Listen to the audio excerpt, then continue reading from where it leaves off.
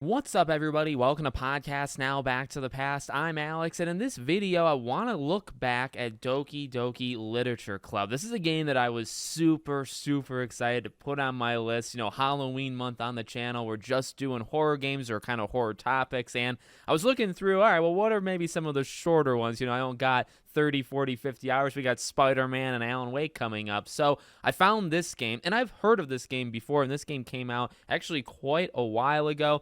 Even physically, it came out, I believe, back in 2021. So it's been years since this thing. Even Doki Doki Literature Plus, which is actually the one that I got on PlayStation, it's been a while. But I saw this on a list of, like top horror games, and they're shorter, right? This game can be completed in 3, 4, or 5 hours. Now, the trick is you should be playing this multiple times. You should, or if not, you should at least kind of be seeing what the other outcomes are in this game. And this game, I think, is phenomenal. I really was happy with playing this game. I knew a little bit going in terms of that this is more of like that dating kind of sim game, but it's not actually that, right? It's more of a horror game disguised as it. And when you kind of read the background of the creator using his both love and hate of anime and the girls and stuff, and but then transforming it into this horror game, but not a horror game that's going to, well, I mean, it does jump scare a little bit, but not a horror game that's going to primarily rely on that, but a horror game that's going to rely on just being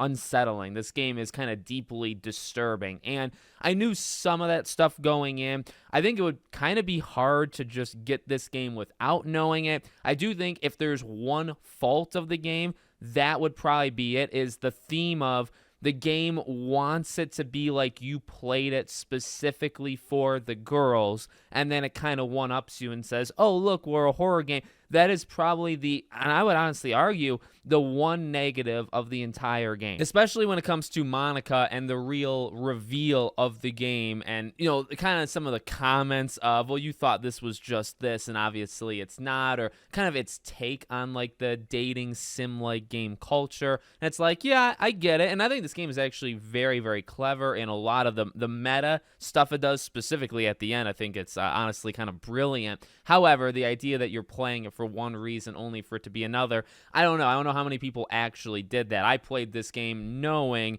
what the fakeness of it was and then what the real game actually was. So, that aside, what did I think about the rest of the game? Well, I thought it was fantastic. It is disturbing. It is unsettling. And that's some of the stuff that, again, you hear those words leading into it, but I had no idea what to expect whatsoever. In the way I was actually playing it is I was going along a certain path, at least I felt, and I actually felt the way I was playing it helped the overall story. So, well, what was that path? And by the way, I don't know how to pronounce these people's names perfectly. I've seen different pronunciations of them.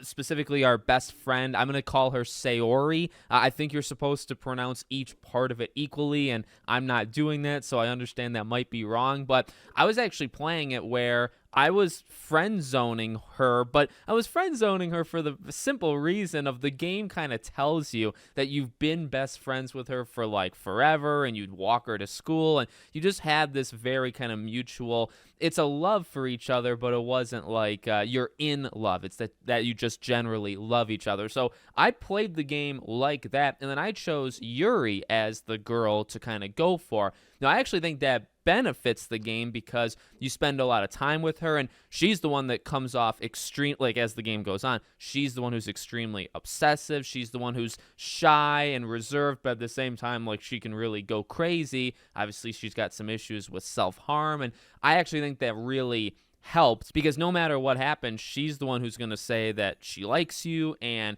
kind of give you an ultimatum, and then ultimately things happen to her no matter what. And that would happen even if you chose Natsuki, and I hope that's how you say her name as well. See, her I didn't spend almost any time at all with. I did see and read about the alternate endings, but also how you get primarily the best things that can possibly happen. And it involves a lot of not necessarily experimentation, but this is the meta-ness that I really like about the game. Reloading saves and saving and then kind of going back in time and choosing the different outcome. Obviously, a big theme with this game is deleting files. And I will say, the Plus edition, which is for I guess that just came out after. It's not only for PlayStation, but I play it on PlayStation. I think it's very clever, and I like how they did like hiding the computer system in the game, right? Like you have to exit out and go into the files and all that stuff. I really respect that. I think I would have actually preferred, I didn't know this, I would have preferred to play it in its like original state, because you have to literally do the files and delete, Monica and all that. I think that would have, because that is the game, right? I think that would have benefited the game more, but I actually think they did it, again, extremely smart with that. This is also not the first game I've played where there's like ending screens and then it kind of gets confusing of like, well, what am I supposed to do? But I will say the game kind of does get you because it ends multiple times. It requires you to quit the game and leave, and then the main menu changes. It's literally a different main menu, and it evolves so cool. And it's like, honestly, if I didn't play, like the first game I think that did it to me was actually Batman Arkham Asylum, classic example of a game that, and I was actually one that fell for it. I read stories, right? When the game starts to freeze and break, multiple people, including myself, would either restart their PlayStation or their console, or they would maybe pop the disc out or whatever. I can tell you from my example, I actually was reaching towards my PlayStation. No joke. PS3 was one of the first games. Well, I think, it was in the first year that I had my PS3. I didn't know what was going on. My point is, long story short, if I didn't do that, I think I actually would have been caught very off guard from the multiple end. I mean, clearly, when Sayori, when a very tragically bad thing happens to her, I don't think I would have thought that was like the end of the game. In fact, that's obviously when things start to get pretty darn real. So I'm having trouble deciding if I want this to be I think I'm going to make it a spoiler thing. So from now on, I am going to get into pretty darn specific things. If you don't want to know, just maybe go off my word if you're waiting for me to tell you about a game that's years, a half a decade plus old at this point. I think this game is something truly special. I think you should experience it for yourself. But if you already have, or you don't care and you want to watch the rest,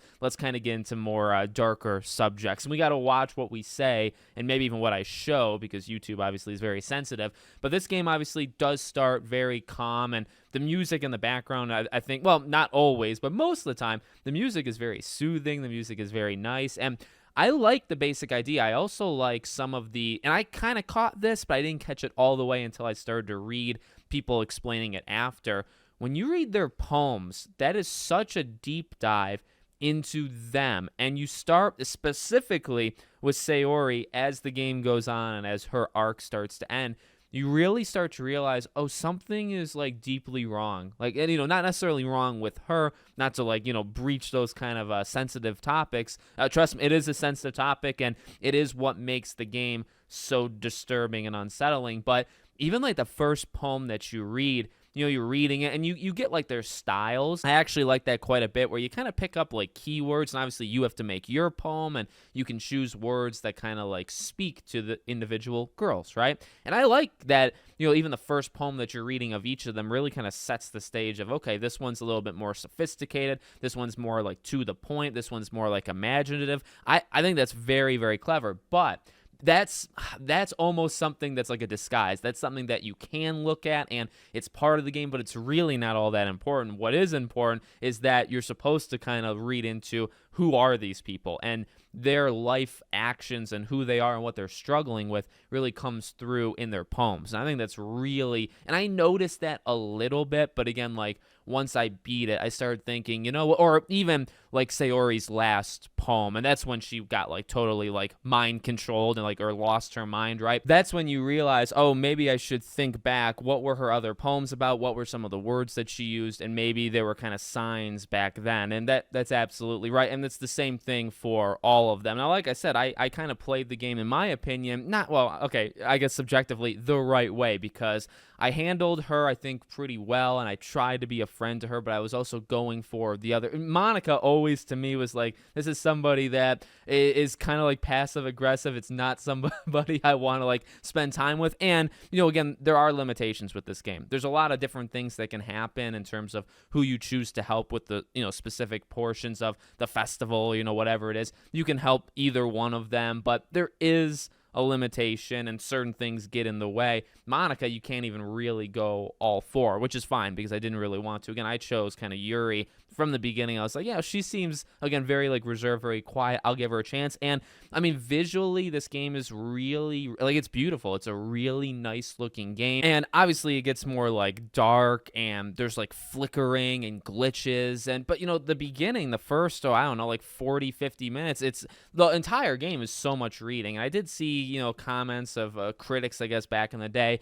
It was kind of off-putting. There are some boring-ish sections to it, but for a game that's so short, and this is what I really was trying to think about when I was playing the game, like, it all is important. Even if it doesn't seem important, or the conversation kind of gets lost and it doesn't go anywhere, which there are several of those throughout the game. And if you think about it, certain things have to happen no matter what choices you make. Certain things will. So a lot of this game is going to happen no matter what. I get that. But the smaller conversations that happen throughout this game, they're important because they kind of flesh out your relationship with a person, which would then, affect us, the player, a bit more when certain things happen, or it just builds that character up. If you like, I type, I click very, very quickly, right? But I'm reading, and you'll see from the gameplay, I am reading every single thing. I think there was sometimes the game got a little confused, where it's one of those classics where you press, I think, X, right? And X will fill out the conversation, and then X will then also take you to the next one. If you press X too close to when their dialogue is finishing, it'll actually skip it. So there were a few times where a few text boxes were skipped by accident. I didn't like that, and maybe that was a small little kind of gameplay design thing I would have tried to fix, but it's a small thing overall. They're all important. They're all important because they flesh out the characters, they flesh out your relationship with them, and it's important specifically in the beginning, because once you get to the main event and you can see, like, that I saw coming. As soon as things started breaking down with Sayori, and, walking in on Yuri, and just the conversation that you have, and being able to tell her that you love her, that you're friend, and like, that was it was a difficult one, but again, I had to stick with my guns. And once she didn't like show up the next day, now again, I didn't know any of this stuff going in, but like, I knew it was a horror game, so I imagined there'd be, eliminations of the characters. So once she doesn't show up, I thought, okay, well, this isn't good at all. And Monica was always kind of like, okay, something's going on with her, and the way she deflects and the way that she tries to bring everything towards herself, it's like, okay, she's like, something's wrong with her, like she's the main villain or whatever it may be, at least in that time. And then, just seeing what happens to our best friend there, it was depressing, and that's the kickoff. But the thing that I do think is also impactful is like, it feels real. Like, it feels like that's a situation. I watched certain people do like playthroughs just to see if I missed anything, and you see a lot of the comments of like, I knew somebody like that, or my sister or my brother, and that's something that I think is very, very special with games. And obviously you wouldn't like there to be too many comparisons to a game like this, right? But they deal with all of them, all the characters, and again, like Natsuki, I didn't really spend too much time with her, but I know her kind of dilemmas and her problems with her father and all that stuff. So like, each of these characters struggle through real things that real people can go through. And even like the friend zoning thing is like, you can relate, or you can think to somebody that or what, what I mean? And I think that's very, very special. Maybe not for like the greatest reason for a game like this, but it's impactful. It's a very, very impactful thing in the moment. And then it jumpstarts the second half of the game, maybe a second 40%, 50%, 60%, and the game just kind of goes off the rails in a good way. Like, it gets absolutely insane, and I loved it. I mean, you could kind of see it coming, but when the game is breaking down, when there's all these glitches, and obviously it gets much more serious with the remaining group, and like, it restarts, and like, you see very small snippets, but they obviously never refer to her because she's gone. Like, she's literally been almost deleted and kind of erased from the memory, and I think that's very, very clever. And then obviously things happen with the rest of them, and you eventually break down into Monica is kind of in control. And I actually really like even looking at the alternate endings or the best ending, and it's like, it's actually kind of tragic, because once you become the president, right, of the literature club, like, that just, you become self-aware, and you don't want to be in that situation. You understand things. And I actually thought that was one of the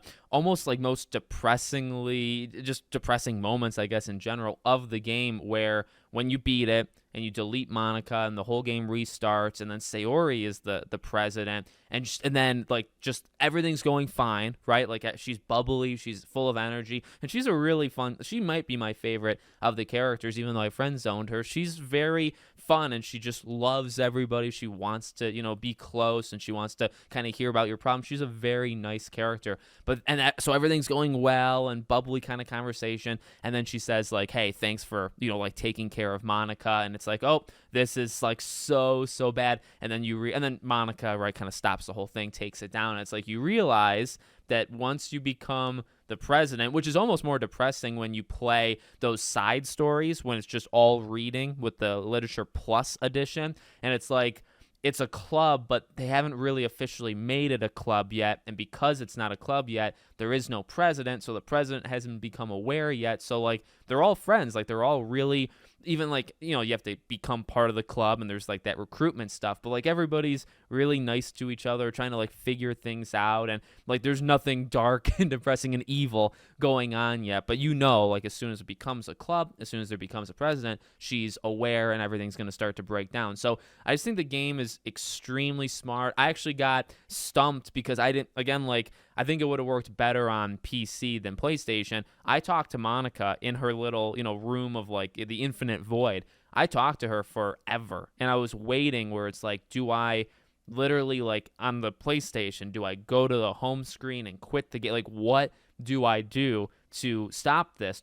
Does she eventually say something? And she gave hints. She gave hints that you're supposed to delete her character, right? But I sat there I like had like a snack, I had like a drink of water while I'm pressing X. Like I sat there for a long time, and then I think I actually had to look it up, and it's delete her thing, and that's where I realized, oh, the main menu changes, and now it's a computer system, and now there's the files, and you can delete it. So I think it's a very clever, even through the meta-ness and breaking the fourth wall. Again, the only thing that I think fails is the assumption that you're playing it for one reason, and it's kind of like meta take on that reason.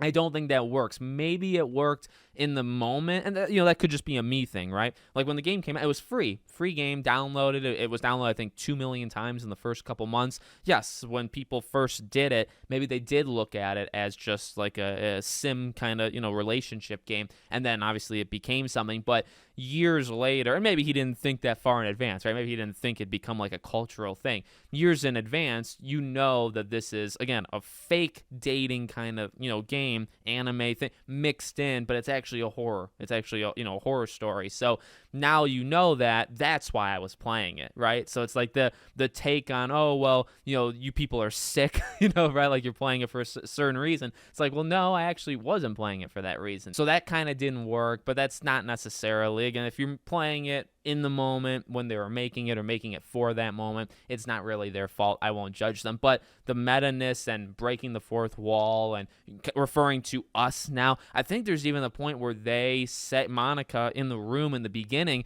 says your profile name, which is like, oh my God, like that's, I don't think that's too difficult for the programming of a game to be able to tell you what your what your profile name is. But I think that's just super cool, or they really try their best to break down the fourth wall and talk directly. They can't say my name or things like that, but they can talk as closely to me as possible. I think that's really, really smart. On top of, again, the game's disturbing. Like once things fall apart and the glitches start to happen, and you know that Sayori like existed, but something's going on, and again she's being like replaced and edited out, and the poems start to get progressively like weirder or darker, or just like flat out messed up, or Yuri has some, again, problems with kind of self-harm, and there's some like flashes to her like that, and then it kind of goes away, and the way they eliminate her, I mean, there's some very dark stuff that happens. Obviously you have to kind of trudge through the dating kind of part of the game,